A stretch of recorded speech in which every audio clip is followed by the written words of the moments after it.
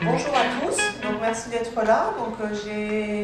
J'ai proposé à Vincent Gallo, qui est PLPH en diabétologie, et qui fait partie, enfin au CHU de Bordeaux, et qui fait partie de notre équipe, de venir nous faire cette présentation, parce que je lui ai vu faire une présentation un peu similaire, qui a probablement un peu évolué depuis, aux journées régionales de diabétologie. J'ai trouvé que c'était très intéressant, parce qu'à la fois ça soulevait un point que je n'avais pas trop suivi, puisqu'il y a actuellement une sorte de polémique autour de la nécessité du contrôle de la glycémie chez les diabétiques, ce qui paraît surprenant, mais c'est le cas. Et cette polémique est née autour d'une méta-analyse dont il va nous parler et qui va un peu décrypter. Et puis aussi, j'avais trouvé que le deuxième point très intéressant, c'est de voir, au travers de différentes études, à quel point les effets du contrôle glycémique ont des effets en fait sur le très long terme. C'est probablement une des raisons de la difficulté de certains essais cliniques à démontrer des effets. Et donc ça s'intègre parfaitement dans notre thématique d'équipe, puisque nous, on essaie de s'intéresser aux effets, aux expositions au cours de la vie et à leurs effets sur la santé et le vieillissement. Je trouve que c'est une illustration dans un domaine particulier qui est particulièrement intéressante. Voilà, donc j'espère que vous allez apprécier cette conférence, et je remercie beaucoup Vincent d'être ici parmi nous aujourd'hui pour nous faire cette présentation. Et puis je crois donc qu'en fait il y aura à la toute fin une petite présentation des résultats plus particulièrement sur Bordeaux, des recherches qui sont en cours et qui seront présentées par Marine Rigaud de son équipe. Voilà, donc je lui laisse la parole. Donc, bonjour à tous, merci beaucoup pour l'invitation. C'est toujours un plaisir de venir ici dans cet amphithéâtre et au sein de l'équipe pour parler de ça. Merci à Marine aussi qui a tout de suite accepté, parce que ce qu'on a présenté de données de l'équipe est dans la lignée de ce qu'on va voir, et qu'elle a besoin, que nous avons besoin d'aide pour avancer à ce niveau-là. Donc, notre thématique, c'est effectivement le contrôle glycémique et les complications vasculaires dans le diabète de type 2. Vous savez que c'est le plus fréquent des diabètes, donc on est sur une grosse problématique de santé publique, et quelques mots de mémoire métabolique qui nous intéressent aussi. Ah, mes liens d'intérêt, est-ce que c'est passionnant? Je ne sais pas. Si vous savez, passons à autre chose peut-être. Enfin, ils sont là. Donc, l'étude critique sur laquelle on va discuter, c'est cette méta-analyse qui commence à dater, mais de 2011, publiée dans le British Medical Journal par des collègues français, par Rémi Boussajon, que je ne connais pas personnellement, mais qui, je crois, maintenant doit être à Poitiers, qui à l'époque sans doute était à Lyon et qui est enseignant de médecine générale, et qui a fait une méta-analyse sur l'effet du contrôle glycémique intensif sur mortalité, mortalité cardiovasculaire, événements microvasculaires dans le diabète de type 2, et qui l'a présenté. J'ai envie de vous faire 2 petites minutes juste de timing sur la diabétologie courante issue de cette méta-analyse, en allant quelques dias plus loin, juste ici, pour vous raconter 3 petites choses sur ce contrôle glycémique, en rappelant 3 dates importantes dans le contrôle glycémique. Bon, les dates importantes, elle arrive pour vous aussi? Oui. Donc, la date importante tournante, c'est les résultats de l'UKPDS, la grande étude britannique qui a pris en charge les diabétiques de type 2 inauguraux et qui les a suivis pendant 13 ans avant d'avoir un résultat qui sorte, et qui sont sortis donc à la fin des années 90 et qui ont montré que d'avoir une HbA1c correcte diminuait de façon certaine le risque microvasculaire, rétinopathie, néphropathie, neuropathie, et avec une tendance sur le risque macrovasculaire, qu'il reconnaissait d'ailleurs non significative, on y reviendra. C'est à partir de cette époque-là que tout le monde s'en doutait un petit peu avant, mais qu'on a dit 7% d'HbA1c, essayons dans le diabète de type 2.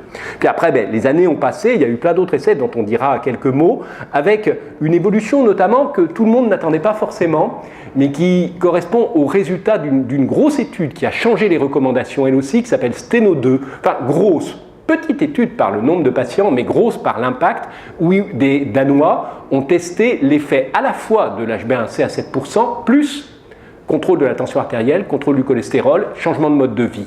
et qui a remarquablement réussi et conduit aux recommandations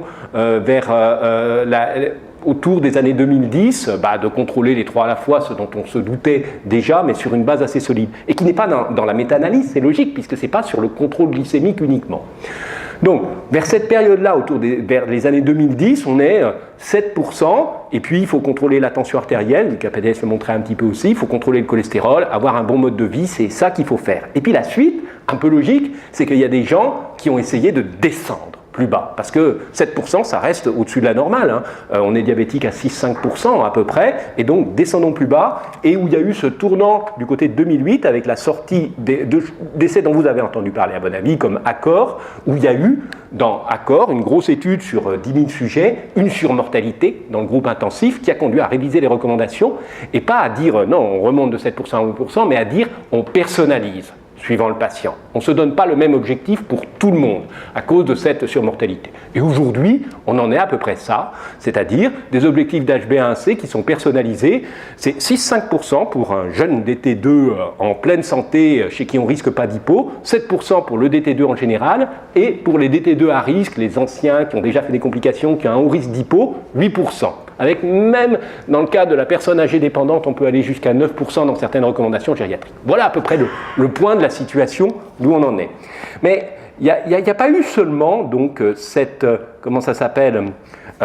évolution des recommandations, mais il y a eu, surgissant donc après cette méta-analyse aussi, une critique des recommandations, avec les résultats de cette méta-analyse qu'on va voir, qui vont être négatifs et qui ont débouché donc sur une polémique qui n'est pas énorme, mais enfin dont nous sentons un petit peu les effets dans notre pratique. Lorsque vous allez faire un EPU en médecine générale, parfois vous le sentez.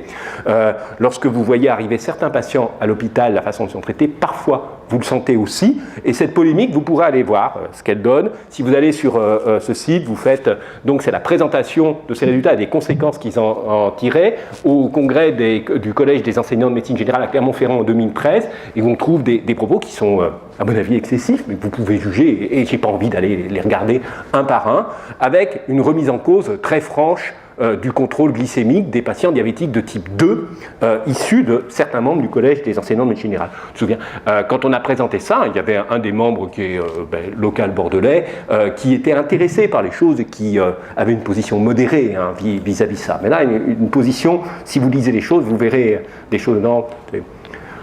Supprimons donc les antidiabétiques oraux et supprimons les diabétologues. Hein, c'est ce qui est écrit dans les minutes du truc et qui est publié. Donc, qui a entraîné une certaine émotion. Alors, supprimer une minorité comme ça, c'est quand même...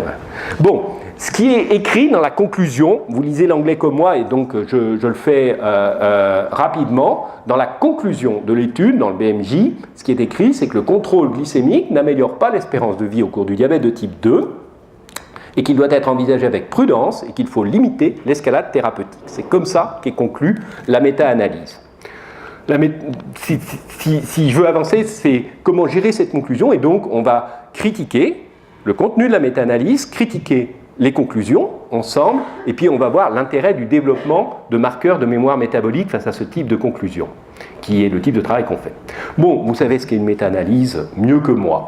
La question posée de la méta-analyse, c'est est-ce que contrôler les glycémies modifie le pronostic à long terme, en termes de mortalité, d'événements cardiovasculaires et de microangiopathie. Vous savez que la microangiopathie, rétinopathie, néphropathie, neuropathie est un gros élément sur le handicap et la qualité de vie des patients. Est-ce qu'ils vont passer en dialyse? Est-ce qu'ils vont perdre la vue? Est-ce qu'ils vont faire des plaies des pieds et des choses embêtantes?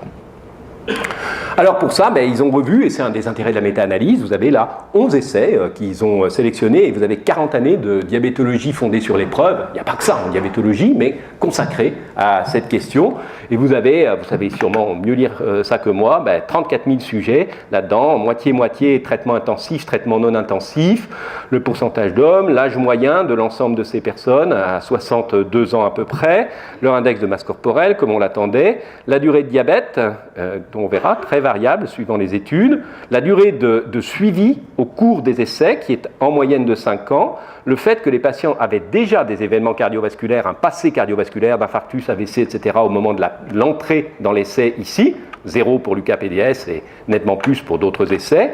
Le niveau initial d'HbA1c, le niveau final dans les deux groupes et le delta d'HbA1c, qui est notre marqueur de contrôle glycémique sur 3 mois, qui a été obtenu, et donc les moyennes qui sont faites avec ça. La première partie de la critique, c'est est-ce que tous ces essais qui sont contenus dans la méta-analyse sont bien pertinents pour répondre à la question ? C'est une partie, en fait, moi, à laquelle je me suis attelé à regarder, mais que je fais avec prudence ici, parce que c'est aussi la base de notre diabétologie qu'on est en train de revoir. On va donc aller assez vite dessus, mais quelques éléments sont importants. Alors, le premier point, c'est qu'ils incluent dans leur méta-analyse un essai qui n'est pas toujours inclus dans les méta-analyses, qui est l'essai de l'UGDP, qui est un essai ancien, qui est la préhistoire de la diabétologie basée sur l'épreuve. Le premier essai, c'est 1975, la date de sortie des papiers. J'avais 10 ans à cette époque-là. Ça a fait beaucoup couler d'encre. C'était le premier, c'est un travail remarquable d'avoir fait ça. Vous voyez les effectifs, 600, 400, parce qu'il y avait un groupe avec des antidiabétiques oraux, un groupe avec de l'insuline. Enfin, il y avait 2 essais au sein de l'UGDP dont les résultats ont été négatifs. L'UGDP, pas de résultats remarquables avec l'UGDP. Cette UGDP était encore citée quand je suis arrivé comme interne de temps en temps concernant les doutes qu'on avait quant au traitement. En tout cas, les résultats de l'UGDP ont fait l'objet d'une critique. Vous avez ici notamment un des éléments de cette critique par cet auteur dans le JAMA. Il se trouve que le groupe placebo, qui est bien sûr déterminant pour trouver les différences, est un groupe tout à fait particulier, tout à fait différent de ce qu'on observe dans la diabétologie conventionnelle, avec notamment une surmortalité très franche cardiovasculaire chez les hommes, alors que le diabète tend à égaliser les risques cardiovasculaires entre les sexes. Et il a été, c'est une malchance des gens qui ont fait cet essai, et en tout cas, une des conclusions des critiques était que les conclusions du GDP basées sur la comparaison au groupe placebo ne devraient pas être extrapolées à la population générale diabétique. Des choses qui étaient dites. En tout cas, l'UGDP est dedans. Un deuxième petit élément de critique qui a signalé, c'est donc bien sûr accord. Et dans la méta-analyse, c'est là qu'il y a eu une surmortalité de plusieurs dizaines de patients qui sont décédés. On n'a jamais su parfaitement pourquoi. Et il y a un point important, c'est que cette surmortalité est dans le groupe intensif, mais cet argument est utilisé, et on le voit dans les minutes de la réunion de nos collègues du Collège des enseignants, pour dire il vaut mieux vivre avec une HbA1c élevée que mourir avec une HbA1c satisfaisante. Ce qui fait plaisir à dire, ce qui est simple, ce qui repose sur le bon sens.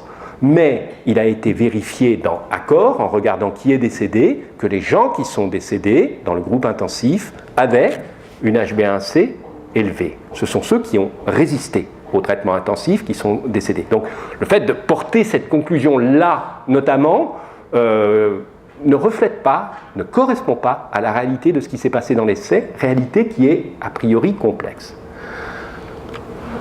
Ensuite, on peut être un peu plus systématique. Les antidiabétiques oraux qui ont été utilisés, antidiabétiques oraux ou produits injectables qui ont été utilisés dans l'ensemble de ces essais, le temps a passé au cours des 40 années et certains d'entre eux sont surannés. Dans l'UGDP, on utilisait la fenformine, médicament interdit qui a été retiré du marché, qui est l'ancêtre de la metformine, et c'était à cause de la fenformine que la metformine, pendant tant d'années, a été interdite aux États-Unis parce qu'il donnait des acidoses lactiques, qui sont possibles mais rares sous metformine, mais qui là pouvaient survenir réellement, et dans l'essai, il y a un mort sous fenformine, des acidoses lactiques redoutables. Médicament qu'on n'a plus, à ma connaissance, nulle part depuis des dizaines d'années. Le sulfamide hypoglycémiant qui est utilisé est tolbutamide, que l'on n'utilise plus depuis très longtemps, sulfamide d'utilisation pas très pratique de première génération.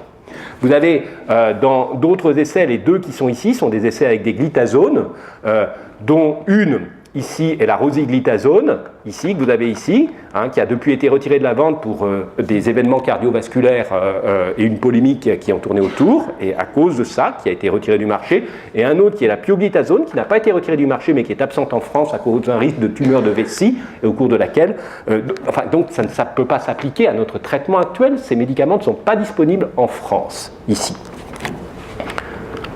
Ensuite, les différences d'HbA1c dans les essais ne sont pas toutes disponibles parce que les premiers essais datent d'avant l'ère de l'HbA1c. l'HbA1c ne pouvait pas être dosé au cours de l'UGDP, ou dans certains essais sont quand même assez faibles. Je vous signale ce dernier ici, qui est un essai très original, cet essai HOME, c'est l'essai de la metformine chez les patients diabétiques déjà traités par insuline, diabétiques de type 2 insulino-requérants, qui montre ce qu'on voit dans la pratique, c'est-à-dire ils baissent un peu leur dose d'insuline, ils perdent quelques kilos, et quelques petits effets favorables. Mais ce n'est pas un essai destiné au contrôle glycémique, c'est-à-dire on rajoute la metformine, et le résultat, chez des patients déjà traités par insuline, c'est 0,2% de changement d'HbA1c. Juger là-dessus un effet sur le contrôle glycémique avec une différence de 0,2%, c'est discutable, c'est pas forcément pertinent. Un autre assez gros essai de plus récent, comme Advance, c'est 0,5% de différence d'HbA1c. On est dans des zones quand même très très minimes de différence. Ensuite, on a l'hétérogénéité des patients. L'hétérogénéité des patients, l'UKPDS, dont on a parlé, c'est des diabétiques de type 2 découverts depuis moins d'1 an, inauguraux, initiaux, avec 0 antécédent cardiovasculaire. Les essais des dernières années où il y a eu des surmortalités, c'est des diabétiques d'une dizaine d'années, avec déjà un tiers environ d'événements cardiovasculaires qui sont produits avant d'entrer dans l'essai. Aujourd'hui, donc, la recommandation personnalise et on ne traite pas de la même façon. On n'a pas les mêmes objectifs chez ces patients en fonction de ça. Il y a une grosse hétérogénéité en termes d'antécédents cardiovasculaires et de durée de diabète. Il y a des durées de suivi, donc la moyenne est 5 ans, mais enfin on a quand même certains essais là-dedans avec des durées de suivi de 1 an, de moins de 3 ans ici, pour améliorer la mortalité de patients diabétiques de type 2 sur des délais de ce type-là. C'est pas très très raisonnable de penser ça, on va y revenir on va voir pourquoi.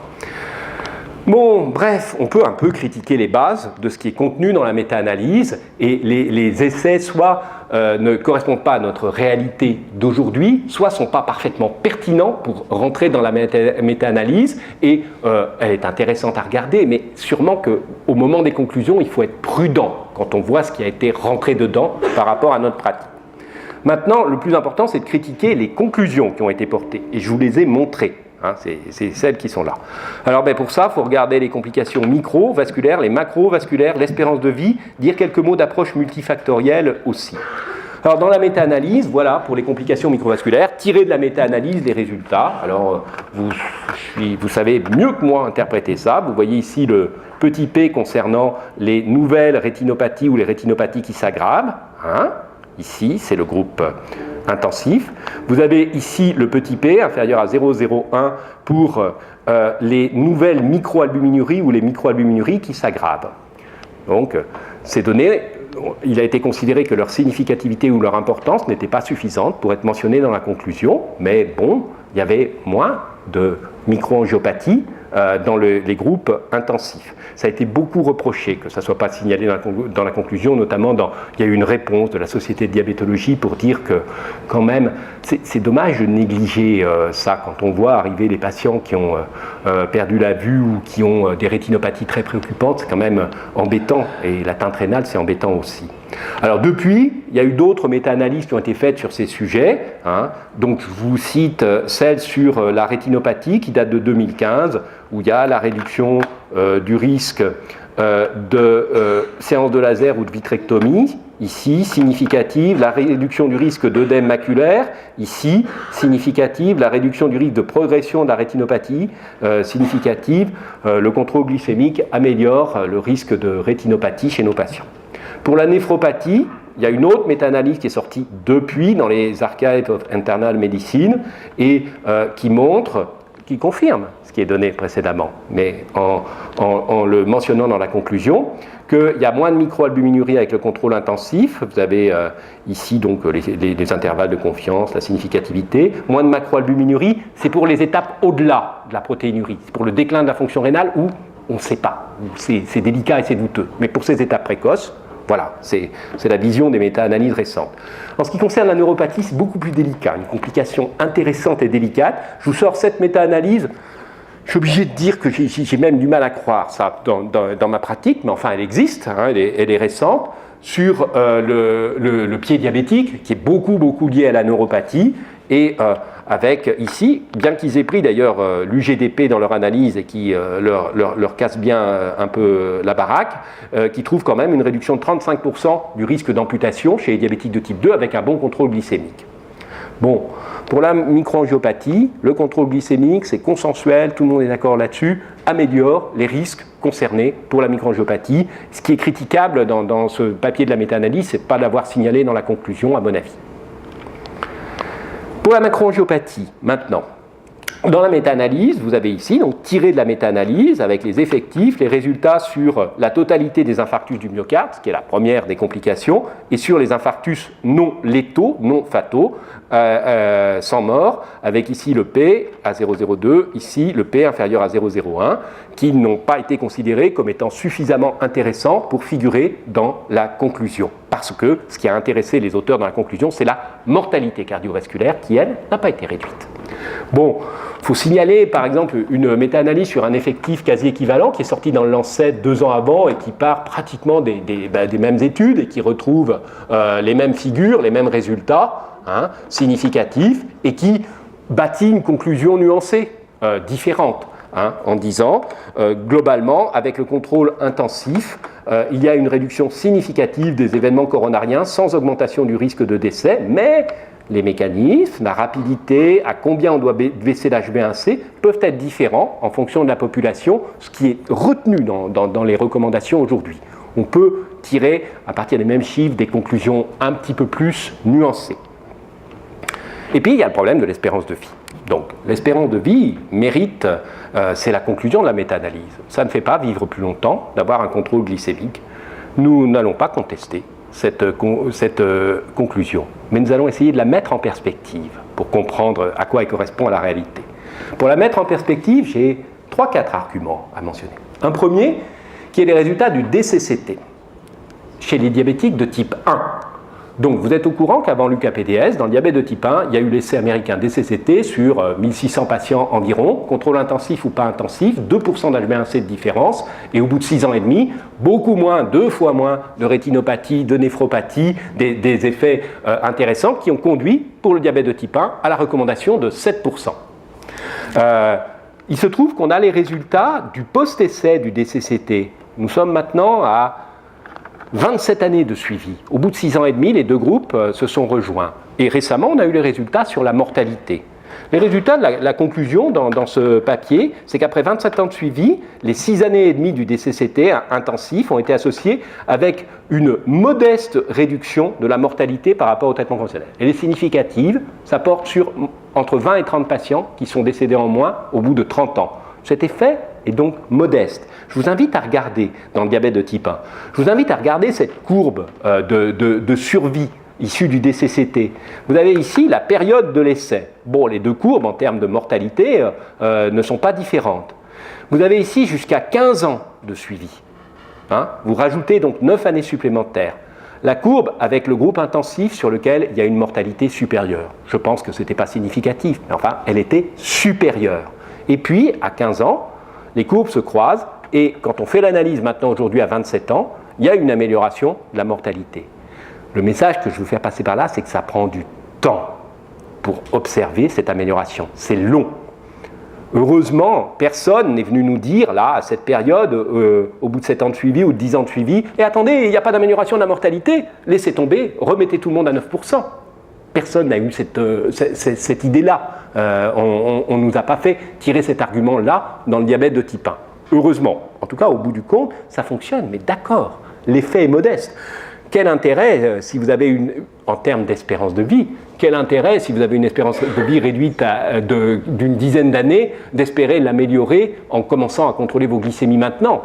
Dans le diabète de type 1, ça ne marche pas. Et dans le diabète de type 2, les résultats montrent que ça ne marche pas. Donc, première chose, il faut savoir attendre, sans doute.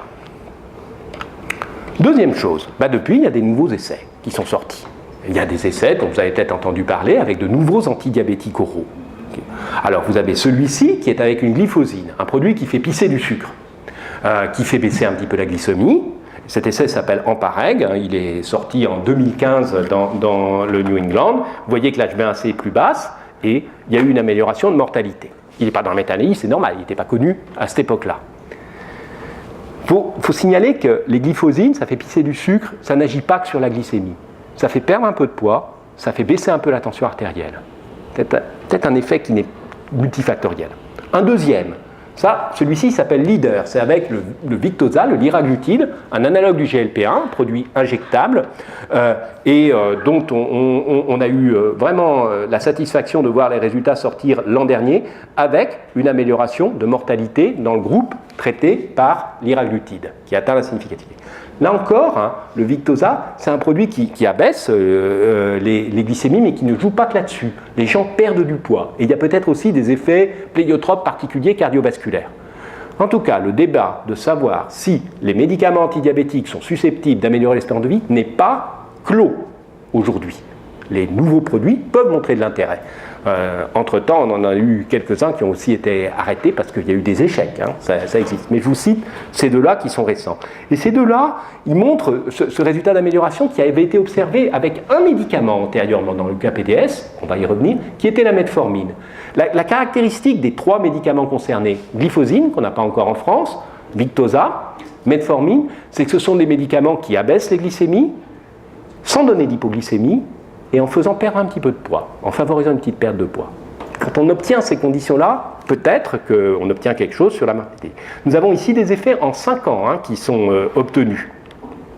Et puis, donc Steno 2 n'est pas contenu dans la méta-analyse, et Steno 2 dont on a dit un mot tout à l'heure, c'est logique que ça ne soit pas dans la méta-analyse, il y a un petit effectif, et puis ce n'est pas seulement l'abaissement de l'HbA1c, mais qui a été obtenu, et significativement, c'est aussi le traitement du LDL cholestérol avec des statines, le traitement de l'hypertension artérielle chez des DT2 qui avaient une microalbuminurie, et un changement sur le mode de vie. Steno 2 a duré 7,8 ans et a été arrêté à ce stade-là parce que les résultats étaient remarquables sur les complications, sauf la neuropathie, avec une nette amélioration. Et puis, il y a eu là aussi un post-essai au-delà des 8 ans, et on a récemment les résultats du post-essai avec 21 années de suivi, et l'amélioration d'espérance de vie a été calculée dans Steno 2. Les patients gagnent 8 années de vie en plus avec 8 années d'essai. 8 années de traitement multifactoriel, pas seulement sur la glycémie, d'accord, mais ce qui montre quand même que peut-être que c'est pas que la glycémie, sûrement que c'est pas que la glycémie, mais il ne faut pas laisser tomber les patients, ils gagnent quelque chose à être traités, ces patients-là. Alors, pour aller plus loin dans le dernier argument, pour comprendre, c'est que vous avez vu que j'ai cité pas mal de post-essais dans les arguments qui sont donnés. À la fin de l'UKPDS, qui avait modifié notre diabétologie, je vous avais dit que les résultats sur la microangiopathie étaient significatifs ici, et sur le risque d'infarctus, on était avec un P à 0,052, et les gens ont écrit il n'y a pas d'amélioration significative de la mortalité cardiovasculaire, parce que c'était le résultat de l'essai, et que c'est des Britanniques honnêtes. Mais ils ont continué, ils ont fait un post-essai de l'UKPDS. Dans le post-essai de l'UKPDS, les HbA1c, les deux groupes se sont rejoints et les HbA1c se sont plutôt améliorés. Ils ne donnent pas la significativité, mais ils disent dans le texte qu'il y a une amélioration des HbA1c globalement dans le post-essai, que ce soit dans l'essai où il y avait sulfamide ou insuline, ou dans l'essai où il y avait de la metformine qui était utilisée en plus du reste. On a eu deux groupes qui se sont rejoints, et avec une HbA1c qui s'est plutôt améliorée dans les années qui ont suivi les 13 années de l'UKPDS. Et là, la mortalité qui était significativement abaissée avec metformine a continué de l'être, et elle n'était pas significativement abaissée avec sulfamide insuline, et la significativité a été obtenue au fil des années, une dizaine d'années après. Les post-essais ne sont pas contenus dans la méta-analyse, je pense que c'est justifié qu'ils ne soient pas dedans, mais ils existent et on connaît leurs résultats.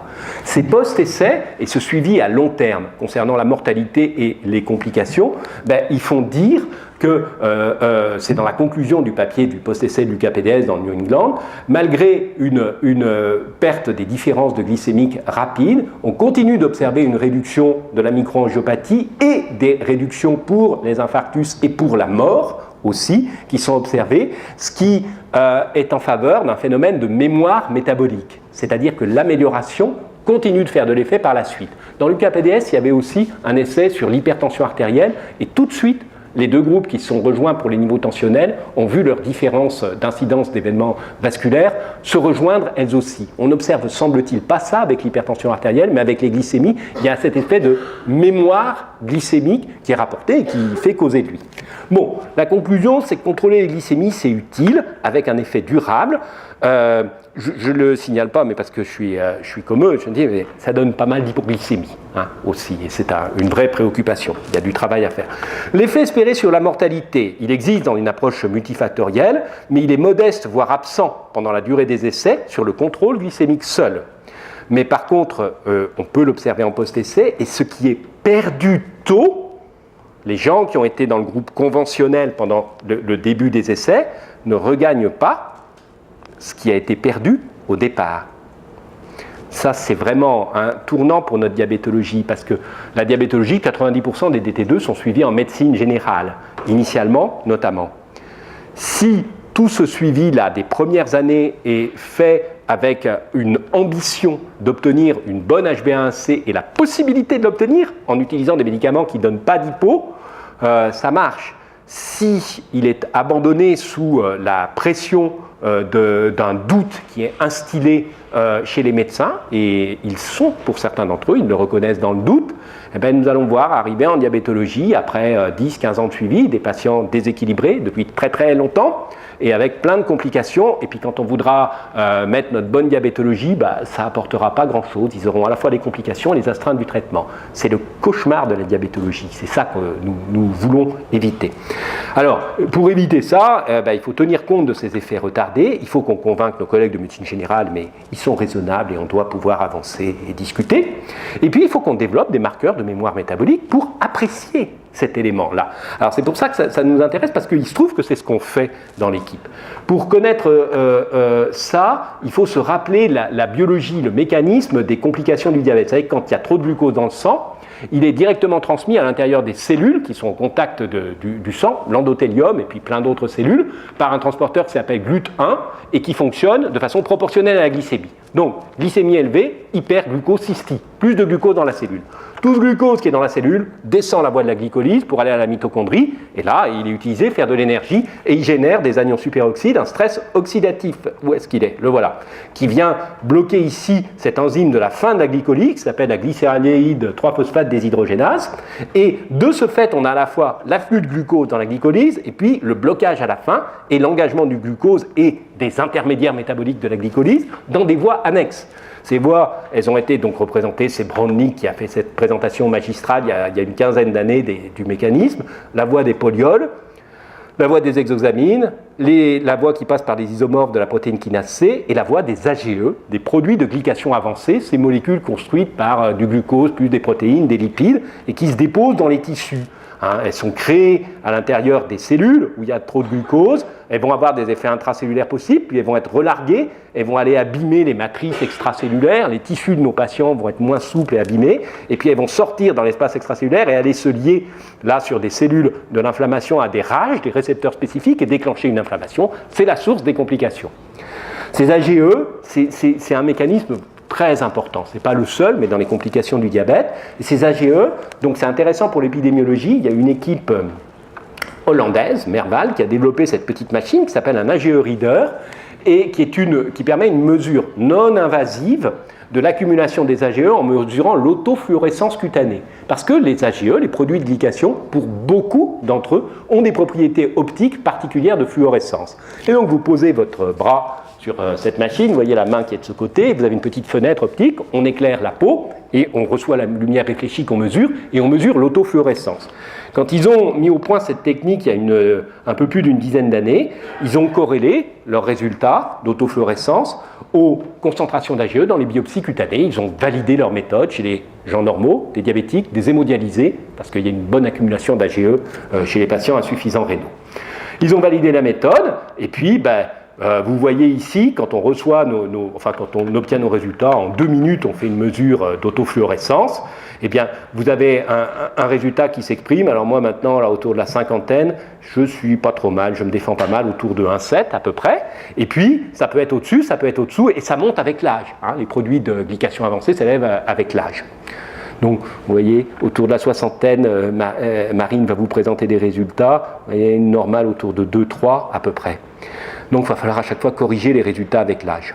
Donc, les auteurs hollandais qui ont travaillé sur cette cohorte ont montré que leur autofluorescence prédisait, dans une cohorte qui s'appelle Zodiac, le risque de complications. Ce n'est pas toujours si évident, notamment ici pour la rétinopathie, ça n'a pas marché, mais pour neuropathie, microalbuminurie, ils prédisaient à 3 ans le risque de complications microvasculaires et macrovasculaires. C'est un papier dans Diabetologia, donc c'est une méthode de prédiction des complications qui peut avoir un certain intérêt. Nous, on s'est surtout intéressé à sa valeur comme marqueur de mémoire métabolique. Je vous dis quelques mots des travaux qu'on a fait avec certains d'entre vous ici sur ce sujet.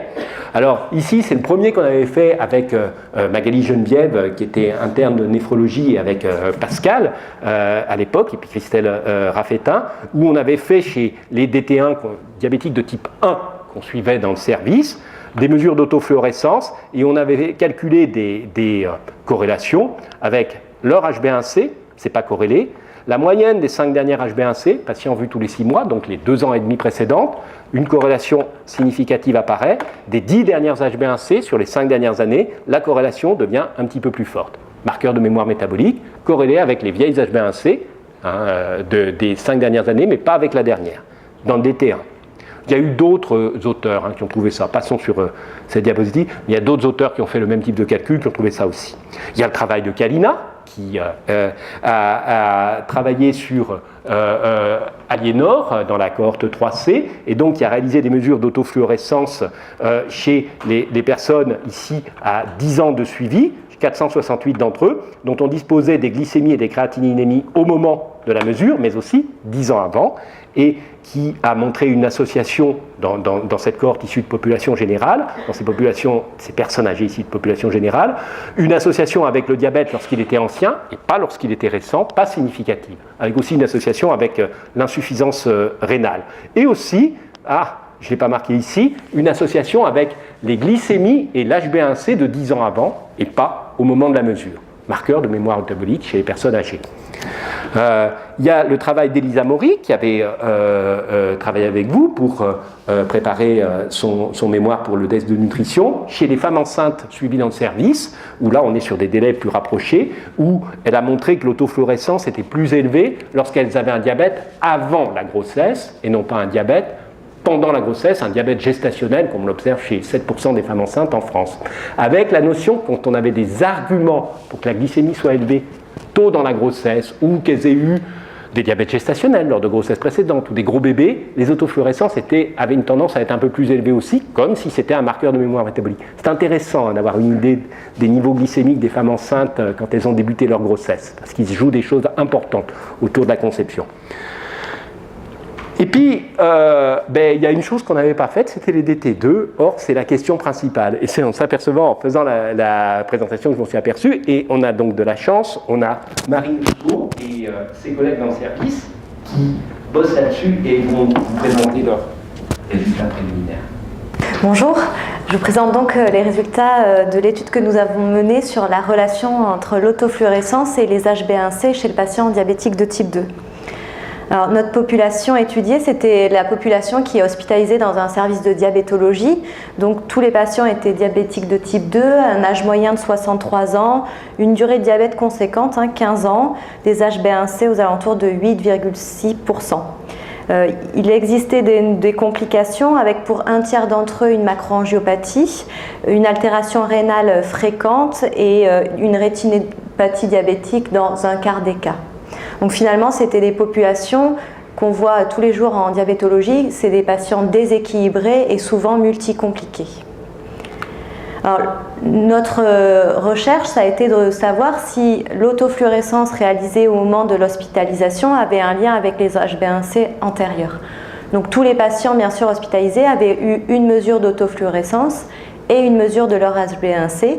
Et on a cherché à recueillir, en fouillant dans tous les dossiers, de recueillir les HbA1c qui étaient anciennes. Donc le but, c'était d'avoir une HbA1c la plus récente possible, une HbA1c dans les 1 an à 2 ans, 2 ans à 3 ans, et puis l'HbA1c la plus ancienne possible. Donc la question qui était posée, c'était est-ce que notre autofluorescence avait un lien avec notre HbA1c? en utilisant une régression linéaire et bien sûr en ajustant sur les variables explicatives connues. Donc on a dit l'âge, la durée de diabète, fonction rénale et l'HbA1c. Donc on a presque fini, c'est les conclusions. Donc le contrôle glycémie permet une réduction des complications vasculaires du diabète, mais il y a des limites, plus d'hypoglycémie, pas plus d'espérance de vie, sauf lorsqu'il est dans une stratégie multifactorielle, sauf avec certains médicaments, notamment les nouveaux, et sauf si on tient compte des périodes post-essai, ce qui me paraît intéressant. Je vous rappelle ici l'objectif de la recommandation HAS 2013 qui est personnalisé en fonction des patients et qui tient compte du fait que les résultats n'ont pas été les mêmes en fonction de patients diabétiques récents, anciens, avec ou sans événements cardiovasculaires et que nous pensons qu'il faut continuer d'appliquer. La mémoire métabolique, donc, c'est les effets soutenus du contrôle glycémique sur le risque de complications exprimés après le retour au niveau glycémique usuel. Les mécanismes, il n'y a pas que les AGE qui interviennent, il y a aussi des mécanismes épigénétiques, la méthylation du DNA qui peut intervenir, et notre marqueur de mémoire métabolique vaut ce qu'il vaut, il ne tient pas compte de tous les phénomènes, il a ses faiblesses aussi, mais à notre avis, nous avons un marqueur de mémoire métabolique qu'il faut continuer d'exploiter, de consolider et d'y intéresser. Merci.